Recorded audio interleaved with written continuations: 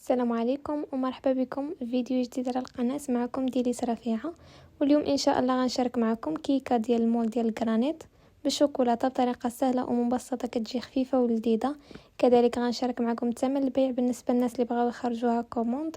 دوزو دابا المكونات. غنحتاجو كاس وربع ديال السكر ما يعادل تقريبا 180 غرام. غنضيف عليهم كاس الا ربع ديال الزيت، وغنضيف عليهم 3 ديال الحبات ديال البيض يكونوا متوسطين في الحجم. هنا مباشره غنضيف عليهم كاس ديال الحليب، وغنضيف علبه ديال الياغورت بذوق البنان ولا الفانيليا على حسب اللي متوفر عندكم. وغنخلط هاد المكونات جيدا مع بعض بالخلاط اليدوي، ولا يمكن لكم تحطوهم كاملين في الخلاط الكهربائي. هنا غنضيف عليهم 3 ديال المعالق كبار ديال الكاكاو المر.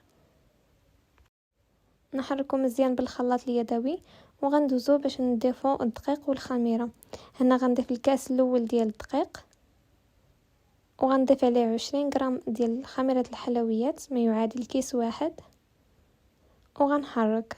بالنسبه للدقيق فنبقاو نضيفوه تدريجيا حتى نتحصلوا على الخليط المطلوب. بالنسبه لهذا الكيك خدا معايا 2 كؤوس ديال الدقيق مملوئين.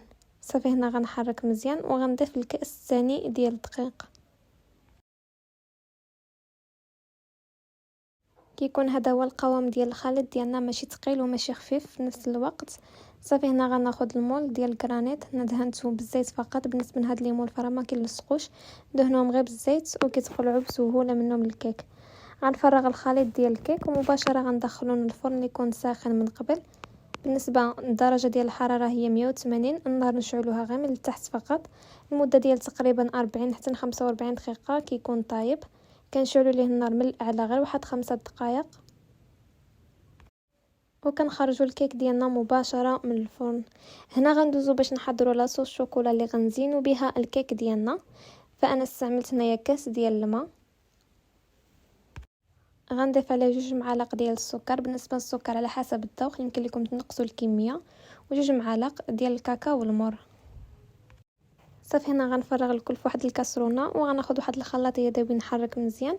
وهنا غنضيف قطع ديال الشوكولاته اي نوعيه تكون متوفره عندكم. هنا استعملت كالا، تقريبا استعملت واحد 12 حتى ل 15 قطعه ديال الشوكولاته. وغنحط هذا الخليط على النار مع التحريك حتى كيبدا لينا بالغليان، وكتبدا تعقد لينا لاصوص الشوكولا ديالنا. كما كتلاحظوا كيكون هذا هو القوام ديالها، كتبدا تعقد لينا. صافي هنا غندوزو باش نديموليو الكيك ديالنا من بعد ما كيكون برد شويه. كما كتشوفوا معايا الكيك كيجي طالع وخفيف. انا غناخذ واحد الصحن ديال التقديم وغنقلب فيه الكيك. صافي هنا غندوز مباشره باش نزين الكيك بهاد لاصوص اللي حضرنا. غنعمل بها غير دميعات فوق الكيك. طبعا التزيين كيبقى على حسب الاختيار ديالكم، يمكن لكم تزينوا باي حاجه متوفره عندكم. ومن الفوق زينت بشويه ديال اللوز ايفيدي والورد مجفف. كيكون هذا هو الشكل ديال الكيك ديالنا من بعد ما كيوجد. كيجي خفيف ولذيذ صراحه. فبالنسبه للثمن ديالو الناس اللي بغاو يخرجوه كوموند، انا كنخرجوه ب60 درهم. وطبعا الثمن كيختلف من مدينه لمدينه اخرى. فكنتمنى هذا الفيديو يكون نال الاعجاب ديالكم واستفدتوا منه.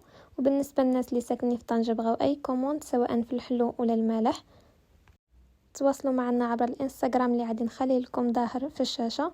ومرحبا بالطلبيات ديالكم. نتلاقاو في فيديو قادم ان شاء الله.